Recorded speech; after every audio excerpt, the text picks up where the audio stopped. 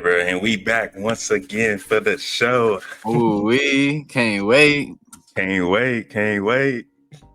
It's been a great game threes for both teams. Win or die situations for both teams. Um, Unexpected.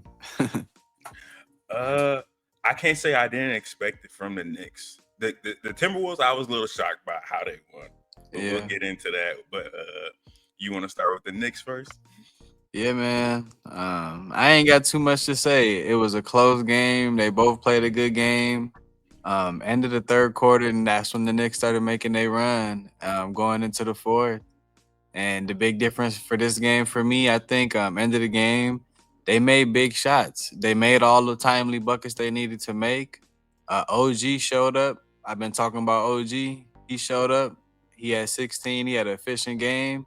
And I think moving Robinson into the starting lineup, the numbers wasn't too different, but it just allowed Josh Hart to come in with that bench, bring a little bit of energy. You seen Shamit get a couple buckets, so they went a little bit deeper and got a little bit more production. That So was a surprise. they might be onto something. That So that it's That was a shot, and I don't think Tibbs would have played Shammy if Jalen Brunson wasn't in foul trouble. Let's mm, be real. I think he would have stuck to the game plan of just playing 7, but him by playing 9 this time, I think kind of threw Rick off a little bit yeah, because wow, when you game playing for the Knicks, you only game playing for like 7 guys, and he was like, "Yeah, this is like, hold on, he actually gonna play." Jalen Brunson ain't getting in foul trouble early, um, but yes, a great fourth quarter by Karl Anthony Towns. Cat. I'm scoring 20 in the fourth quarter because they needed every point of that 20, like every mm, single point, because they yeah, were getting demolished the first half. They came out the game real lackadaisical. They didn't look very sharp. Um, Indy looked like they're just gonna steamroll them. It you like thought. midway through the second quarter, it looked like a steamroll. It really did. Like honestly, bro, because the Pacers shot 5 for 25 from the 3-point line. That's 20%, and the Knicks shot 11 for 32. That's 34%. So that's a little bit of a difference there. But let me tell you the real true one right now, really quickly. It was the assist by Indiana had 21 assists, and then Knicks only had 13. Okay, So Knicks, it wasn't like Indy was playing horrible ball. It was just the fact that they didn't hit a lot of normal shots they usually hit. you know who didn't hit him?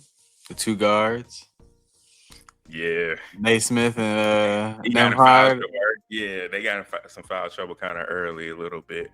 But So I'm gonna be honest with you, man. Like it was crazy because the fast break points were 16-2 in favor of Indiana. wow. Like they were they were legitimately whooping their ass. Hey, this is exciting though. I never want to see a blowout. So the back and forth, the somebody's up by 15 or 20, and we know somebody's coming back. Like the game's never over. Like it's getting exciting. It's heating up. Yeah, this is the one thing I can say for this playoffs, and how the NBA is played nowadays. A 20-point lead is like really like a 10 or 5-point lead in the NBA. Let's be real. Like people can score 20 really quickly in a quarter, Couple minutes. couple minutes, and we Couple seen it minutes. happen. we seen it happen. We see it happen.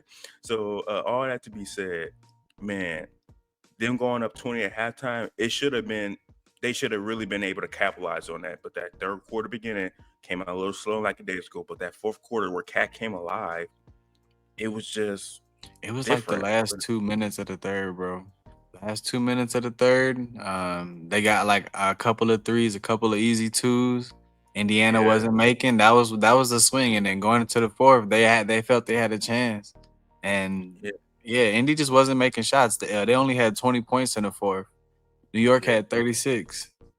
But So did you see how when they got Jalen Brunson off the ball, how much easier they were scoring the ball? Like, uh, I went back and rewatched the second half again because I like when I watched it the first time, I was like, all right, you know what? I'm catching pieces here and there. Let me go back and watch this again. I got up this morning and watched it again. And when Jalen Brunson went out early with that foul, I believe in the third or beginning of the fourth, the way they were moving the ball, Deuce McBride and Mikal Bridges and OG, how fast the ball was moving from left to right on the back cuts and up screens and things like that. They were scoring the ball so much better. And I think Charles Barkley got a point. I I usually don't agree with Charles Barkley taste, but Ooh, yeah, I can't wait to hear this. they Oh, mo- they were scoring the ball a lot better with Jalen Brunson off the ball. Mine, Jalen Brunson is the clutch player of the year. but we He know been why that scoring. is though, Yeah, because all because the he eyes got is on Brunson. yeah, because he got to have the ball in his hands. He's much better with the ball in his hands for sure. But there is something to be said or something to be noticed when him off the ball with movements and them scoring the ball better. So that I think that's something they got to play into. I think in order for the Knicks to really get back into this series, Yeah, one, absolutely. Jalen Brunson has to get off the ball just some a little bit. They got to play 9 guys because obviously you've seen this is the one win you got. You've seen it can work. And let me see, because there was, I don't know if I said it, but I didn't think Campaign should be playing as much as he was. I don't think he got in last game, did he? Let me check. I I don't believe so. I think Shumpert took those minutes. Shump. Um, You said Shumpert. my fault. I'm thinking his name. I'm blanking on his name. He didn't Dang, get in. He didn't get in. You talking about Shamit. damn it. Yeah, I stay Shump back in New York. What? I'm a but New yeah, York fan. yeah, man. But like, Juice McBride had what does he had? Yeah, he had 9 off the bench. Josh Hart had 8 coming off the bench, and with Mitchell Robinson starting, I think that does help them a little bit. But I don't know how much they can play like that because when Indy gets a little bit smaller, they pick up the pace a lot more, and Yeah. but they can't rebound the ball well. But I think that plays into the Knicks' hands right there somewhat. But they got to be able to get up and down the floor to be able to get the rebound, and I think that's gonna hurt them in some points a little bit. But yeah, not playing him and Halliburton, he kind of surprised me how he let off the gas. Like, I don't know if you noticed it or you seen it. Missed like in the midst of the middle of the third quarter, you could see him taking a back seat to everybody. Mine, he's done that before to let everybody really like the play through him somewhat, like trying to get their rhythm and flow.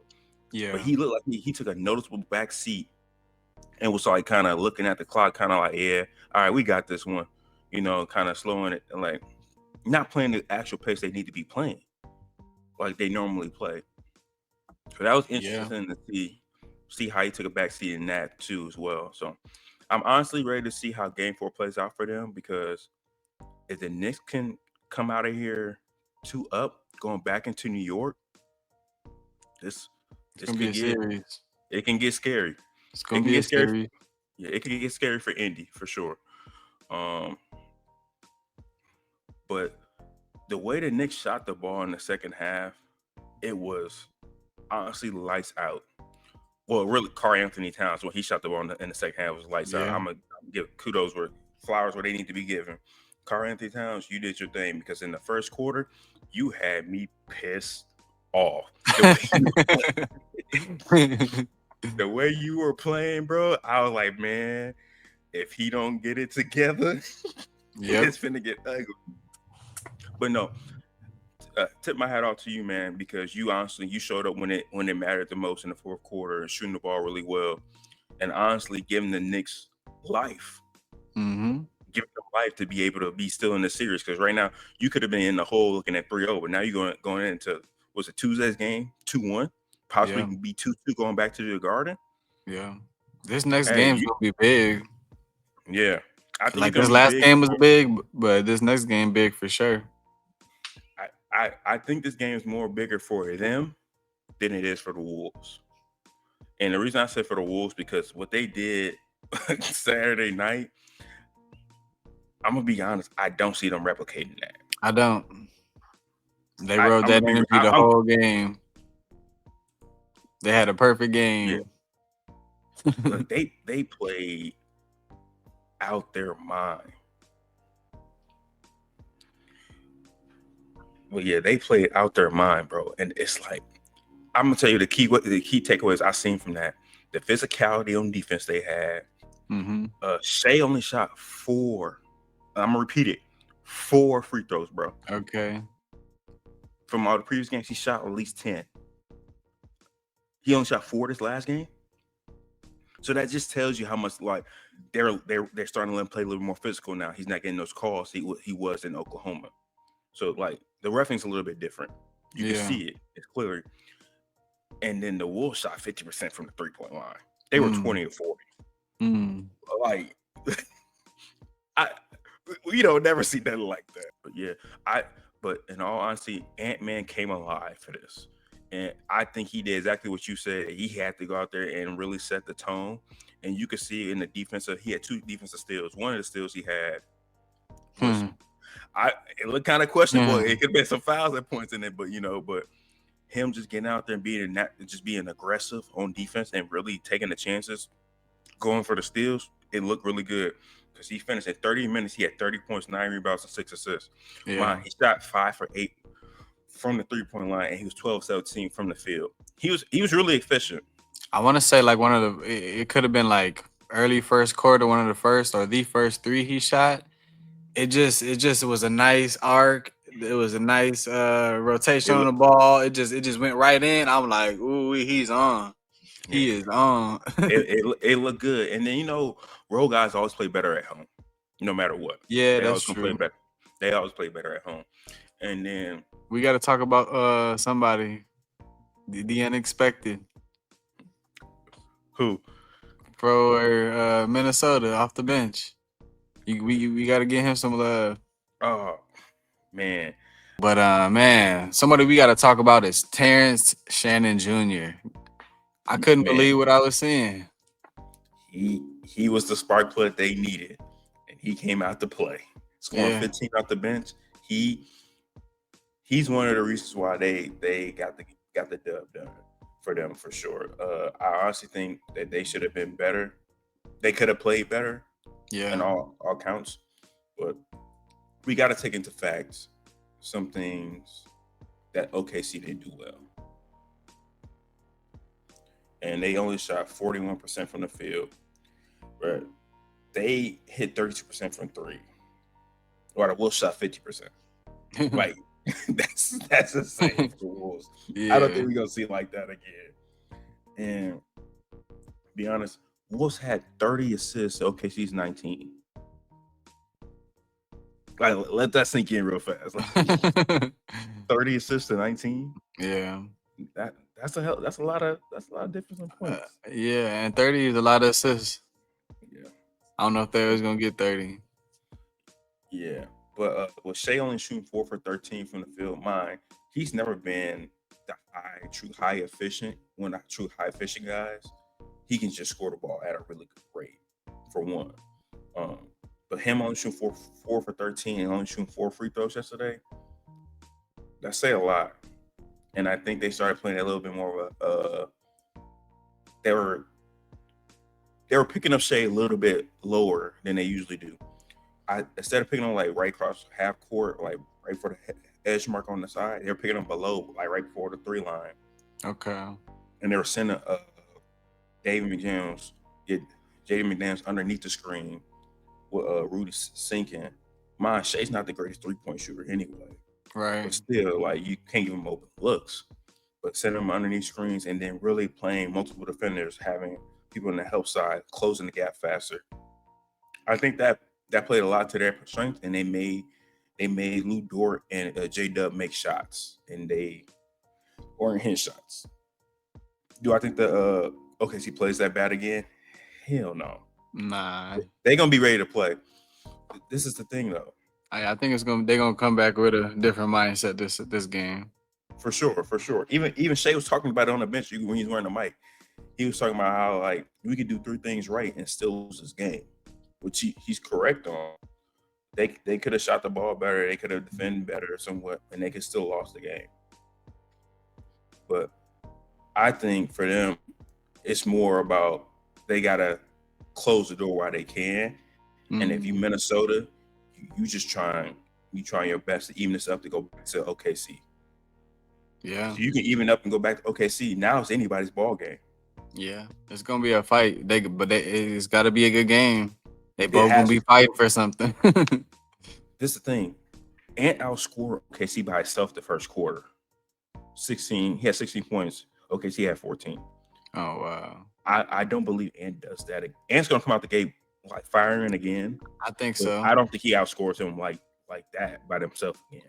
But look, this is what I was saying though. Like, in order for the Wolves to win this, Ant's gonna come out and have to be special every second he's on that floor.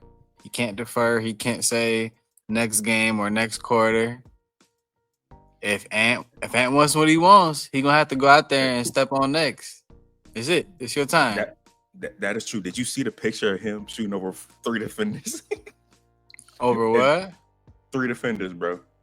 Oh no. He made it. Yes. So it's a clip. I'm gonna send it to you later, bro. It's a clip of him coming off a screen, like a drag type screen, going to his right and fading away. You see 3 defenders, 3 people wide open. He said, "Nah, I got this," and laced it. And laced it. Oh man. And that just shows you like he is growing into himself a little bit more. But that also kind of like puts a thought in the back of your head, like, is he starting not to trust his teammates anymore?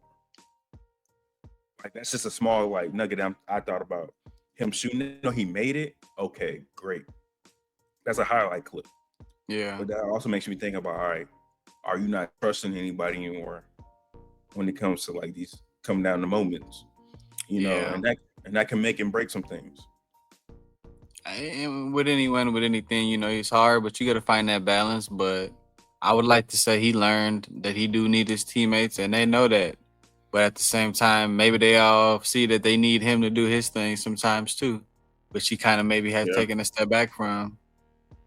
Yeah. So this is man. I know I was talking about 4-0. I'm glad that these teams won because we want to see good basketball at the end of the day, and that's what we about to get. Yeah. So I still say the Knicks go 7, but I do think this okay and we'll only go 6 still. I still believe it's only going 6. Yeah, I don't know. I'm still taking OKC, and I say it goes 6. Yeah. I don't see it going 7. I don't see OKC shooting the ball that bad again. And them also Shea only getting 4 free throws in one game. Yeah. Like those are rare occurrences and things like that. And But unless this game Ant come out and he do what he do again, and everybody else can't miss, then we got a problem. But other than yeah, that, like that's the only chance they got. role guys always play better at home. Mine, Dante DiVincenzo only shot 3 threes. He made 2 of them. I Yeah. believe Nas Reed only shot 4 or 5 threes. He made like 3 of them. So like that just so they shot less volumes of threes and they got better quality shots and they also were hitting downhill a lot more faster, a lot more. Yeah. Yeah. And like role guys always play better at home. That's not unknown. That's not uncommon because they're more comfortable. They're more relaxed in that space. I think for them is, can you capitalize on this momentum? I think that's the biggest thing. They have to come out the game physical. They have to come out the gate ready to go. And I don't know if Terrence Shannon Jr., if I say his name right, Yeah. I don't know if he gets another spot minutes like he just did the first game. Yeah. And I'll say this for Minnesota, like if he comes out and he plays like that and he's able to be effective every game like that, now they're gonna game plan for him. Obviously, he was unaccounted for. Yeah. But if he can come out and produce like that, I think that it'll be very easy for Minnesota to win this because he's somebody off the bench that they weren't expecting to give production. Now he's bringing it, and Yeah. everybody got to try just a little bit more. And if he can bring that, I mean, it's going to be fascinating to see what they can do. But let's not forget, this Wolves team did split with OKC this year 2-2. Yeah. So, like, at the end of the day, it is basketball. I know that's regular season, but they did split 2-2 with them in the regular season. And So they're getting really familiar with each other now. That's what, 4 games, yeah, 5, 6, 7 now. So they're getting really familiar. Now it's going to come down to, yeah. But game 3s are always pivotal games, like we mentioned last time. And I think what is it, game 5 is where they can be it could be 3-2 or 2-3. Well, this Or next game coming up is going to be important because for both yeah, it series, is for sure. it can go 3-1 or it can go 2-2. So like this Yeah, is a really big pivotal game. So interesting times ahead. I say the Knicks make it 2-2 Mm, going into it, and I want the Wolves to win so bad because I want to see Ant-Man take this next step into what he needs to be and what he needs to do. But I don't see OKC playing that bad again. Like yeah. it's hard to see them play bad like that again. It's just about, I guess the first 4 or 5 minutes of the game is going to dictate how the game will go. If they're letting them be physical on defense, if they're letting them be really handsy somewhat, then that plays to the Timberwolves' favor. Then I think that's all in their favor. I think it's all hands on deck and then going from there. But if they're playing a little bit more touchy, Shay's getting that little touch foul call he usually gets or normally gets, it's gonna get ugly.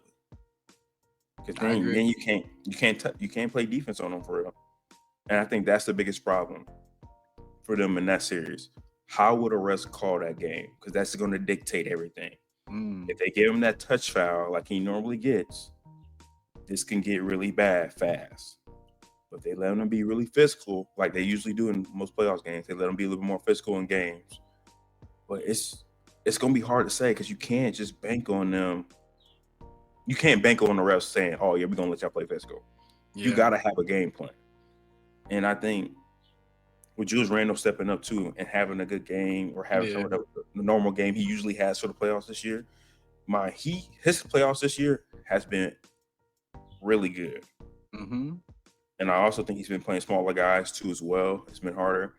And he hasn't played nobody like a true defender, somebody like Alex Caruso that's been guarding him. Yeah.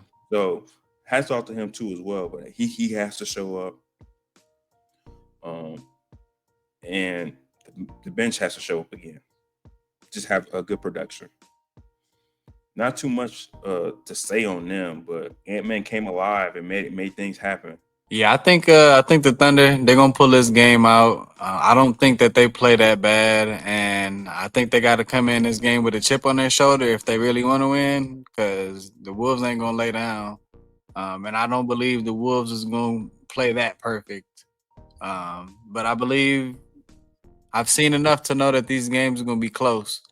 I don't think that they're gonna be blowouts. I think they're gonna be close and going down to the wire. For the Knicks, I don't think they can do it again. I think Indiana gonna come out a lot more focused from the tip. I believe they gonna come out with a chip on their shoulder, and they got the home court. So I'm taking them. Let's see.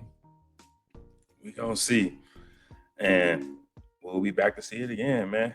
Yeah. Hey, but thanks for tuning in, and watching the show. It's your boy KD-DaWiZ or your boy WavY. Check us out for next week. See you.